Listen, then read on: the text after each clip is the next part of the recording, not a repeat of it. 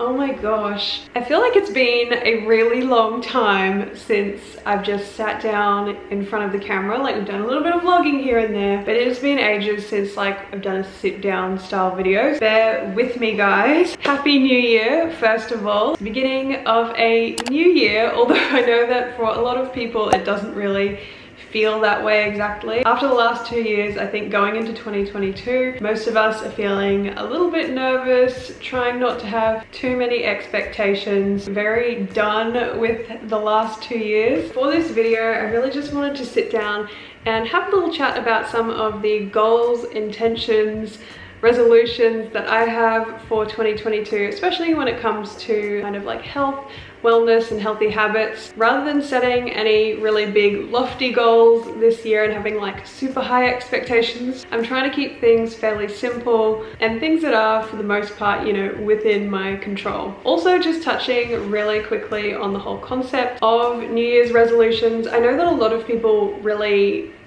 don't agree with New Year's resolutions. They never work, and there's that kind of like, I feel like there is a bit of a negative attitude towards the idea of resolutions. For me personally, obviously you can set goals for yourself at any time in the year, but I think that the new year is a really nice time, especially because there is this kind of collective energy going around during the new year with a lot of people wanting to make changes. I think you might as well harness some of that good energy, especially if there are a few changes that you've been thinking of doing for a while. A lot of the goals that I have are not too, I don't know what the word is, quantitative. So obviously there are a lot of ways of setting goals. The best way to set goals is probably doing like your SMART goals that are very time sensitive. You give yourself deadlines, and sometimes I think that those goals really are good and helpful and necessary. But I think for me personally, especially given like the past few years, I'm just trying to keep my goals really simple, easy, and just not like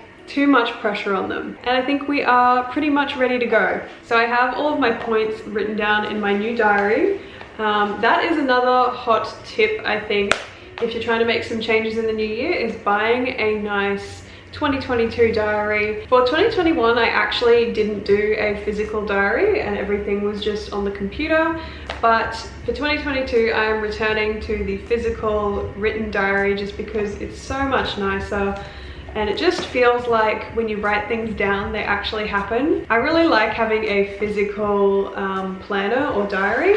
And the one that I have is the Moleskine diary. The good thing about this diary is that it gives you, I don't know if you can see that, but you have the days of the week and then you have a blank page that you can write on. So if you have some things written down throughout the week, you can make to-do lists and whatever on the other page beside it. So I know that it can be difficult even just finding like a planner or a diary that you jive with. Anyway, we are jumping into these healthy habits. If I'm looking down, I'm obviously looking at my notes. So number one, I want to get back into making my own ferments rather than always choosing the more convenient option, which is buying it like from a health food store. So obviously when I'm talking about ferments, I'm talking about your sauerkraut and your kefir. In particular, I want to get back into making kefir.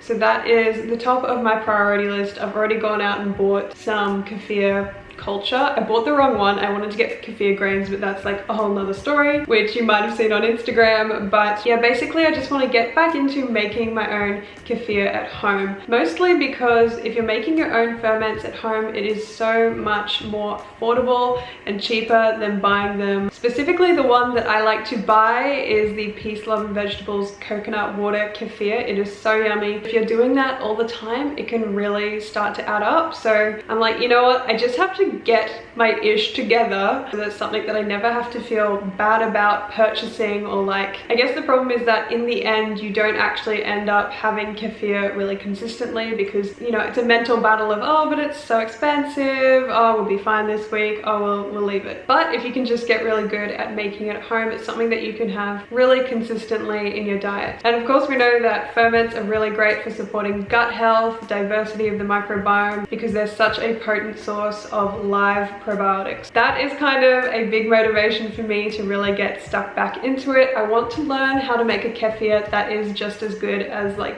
the store-bought Peace, Love, Vegetables one. So yeah, getting into the coconut water kefir, and hopefully I'll be including that in some future vlogs so you can see how that all goes. Healthy habit number 2 that I really want to develop this year is expanding my palate when it comes to seafood and just incorporating more seafood in our diet as a whole. If you know anything about me, I am terrified of most foods that come from the ocean, especially like foods that have a little face. So prawns, even, I'm real wussy about all of this stuff. And if you watch some of our vlogs towards the end of the year, you can already see that this is something that I'm trying to work on. So at the end of last year, we were already trying to incorporate more oysters into our diet. So even if we could just do oysters, you know, once every 2 weeks or once a month, that would be really great. The really good thing about seafood is that it's super duper nutrient dense, especially shellfish, but fish in general as well are just a really good source of our omega-3 fatty acids. But shellfish, and in particular like our oysters, are really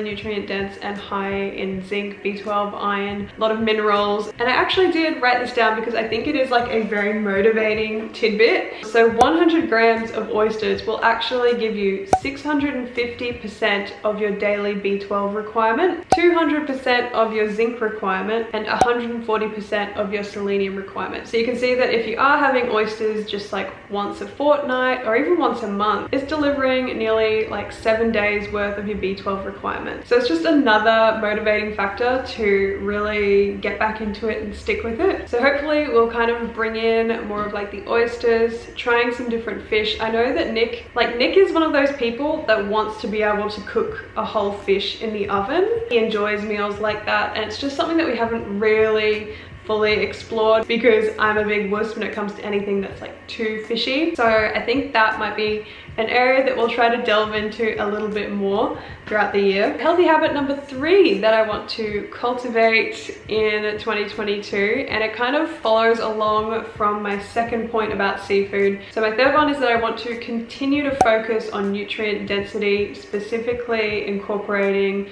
organ meats and liver at least once a week is what I'm hoping for. So chicken liver, however, I just want to really like tidy that up and make sure that I'm staying consistent. And if this is one that you're not doing at the moment, I would recommend that you get started with the organ meats in 2022. So the way that I think of liver is that it's kind of like nature's multivitamin, extremely nutrient dense, really good source of preformed vitamin A, which a lot of people actually have issues with. So some people have genetic mutations that mean that when they're getting like a beta carotene, like vitamin A equivalents that are from vegetables, they don't convert that very well into active usable vitamin A. So liver is a really good one to get some preformed vitamin A, along with a lot of other nutrients, a lot of B vitamins, folate, B12, zinc, and also iron is a big one. And if you want a video specifically with some recipe ideas and ways that you can use chicken liver,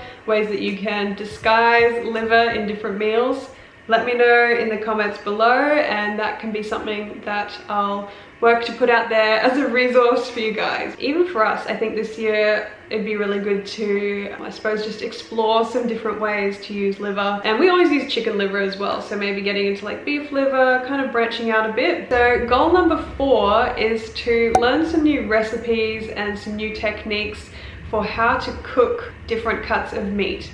Okay, now bear with me on this one. That sounds kind of, maybe that sounds kind of weird. I basically want to add some more recipes to our repertoire, specifically for like cooking things like beef cheek, ossobuco, and all of those more gelatinous cuts of meat, which I think for a lot of people can feel a little bit more intimidating. Like it's easy to slide into a dietary pattern where you're just eating mince, steak, chicken breast, chicken thigh, but you're not really getting a good diversity of different cuts of meat that way. And those gelatinous cuts of meat are extremely healthy and a really good source of glycine. So there's good reason to be trying to incorporate more of them into your diet to kind of balance it out. And I'm sure we've spoken about it before, but it's not exactly natural, I suppose, for a human to only eat, you know, eye fillet or one specific cut of meat, because back in the day we really would have been eating the animal nose to tail. So putting in a bit more effort this year to kind of delve more into those different cuts of meat And if you watch one of our previous vlogs at the end of the year, you'll also know that we purchased a chest freezer and we've signed up for like a grass-fed meat delivery sort of service. So we get a lot of different cuts of meat at the moment. We've got like some osso buco in the freezer at the moment that we're planning to use next week. So we just have like a lot more variety to work with, and I want to learn some new techniques for how to like cook some really yummy, good, healthy, nourishing recipes. Number 5 is also to prioritize organic where possible, and especially with kind of like that dirty dozen. So in terms of buying organic, we buy some really key vegetables organic, so like salad leaves, berries, things like that. But there are a few things that I think that we should start buying organic where we can. So one way that we're trying to make this happen is literally just this morning we put in an order for an organic fruit vegetable delivery. So we're gonna see if that works or not. I'm a little bit hesitant about getting vegetables delivered and like what the quality will be like compared to picking something out yourself. Our normal routine when it comes to our food shop, we do a lot of our food shopping at Woolworths, and then we'll try on the weekend to get across to the markets, and that's where we can buy a lot more spray-free vegetables and things like that. The only problem with that plan is that if we can't get to the markets for whatever reasons, it just doesn't really happen every single weekend, then we'll pretty much just buy everything from Woolworths. But yeah, I would just like to prioritize buying a few more things organic and seeing how that works out. Obviously, there's a few other factors there like cost, so we're gonna see how it all works out and try out this kind of delivery service and see whether that makes things more easy, and whether it just essentially can make it a more consistent habit for us. And of course, it doesn't mean that you have to buy everything 100% organic, because that can get extremely costly and is out of budget for most of us. But there are those kind of, I think it's 12 I think it's 12 dirty dozen. So there are the 12 dirty dozen vegetables that are the most sprayed, and you'll get the most bang for your buck if you buy those specific fruits and vegetables organic. So that is what we are going to be trying. The camera did die, so we're just resetting ourselves. Hopefully we can finish the video. So number 6, kind of moving on from food, I want to, and I cringe as I say this because it's just been really overused, but I want to start, I guess, romanticizing life a little bit more. And this is something that I was already thinking of throughout last year, but really just putting in more effort to make small moments more special. Just making some of those more, you know, like mundane moments special. So some examples of what I mean, you know, taking the time at nighttime to actually light the candles and like make your living space feel beautiful and warm and welcoming and cozy. You know, turning on the fairy lights, because we have fairy lights downstairs, but so often like I'll make dinner and I won't turn them on, even though like it creates a whole mood and a whole atmosphere. I just want to put more effort into those sorts of things. Drinking kombucha from a wine glass, because why not? It makes it feel so much more special than having it in a regular cup. Or if not kombucha, you know, it could even be water or like soda water with some lemon. There's just a whole lot of little things that you can do in your day-to-day to make things feel just more special. And maybe another way of kind of describing what I mean, like the idea of romanticizing your life, is also kind of related to more slow, intentional, present living.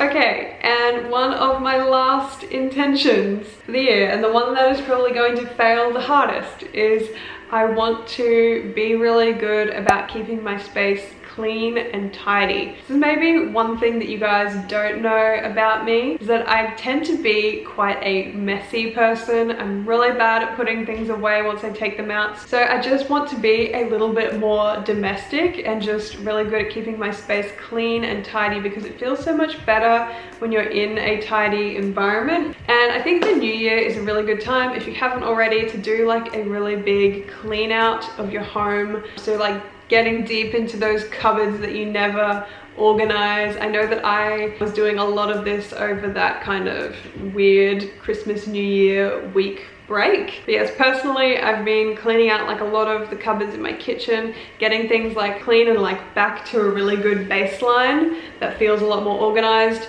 There are still a lot of other spaces in this apartment that I have to get in and like clean properly. And then it's going to be a matter of maintaining that level of cleanliness. The ways that I'm hoping to uphold some level of cleanliness, obviously there is just putting things away after you use them and not just leaving them all around the place, because half the time it's not that things are dirty, it's that things are messy and there's like a lot of clutter build up around the place. So really just getting on top of that. I think at nighttime too, that's a really good time before you go to bed to do, like, doesn't have to be a lot, but you know, 10 minutes of just tidying up, putting things away. That is, I think, the last one that I'm really hoping to get on top of.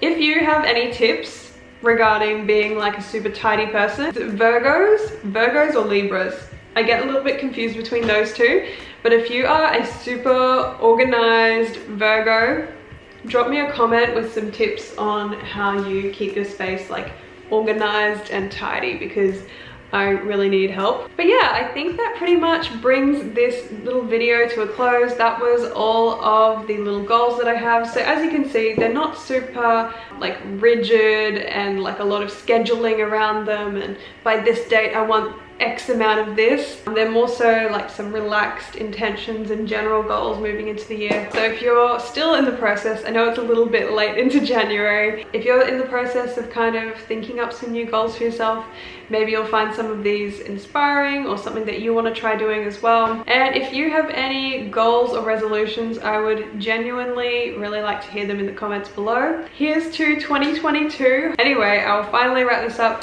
Like, subscribe, follow us on Instagram, and I will see you guys in the next video. Bye!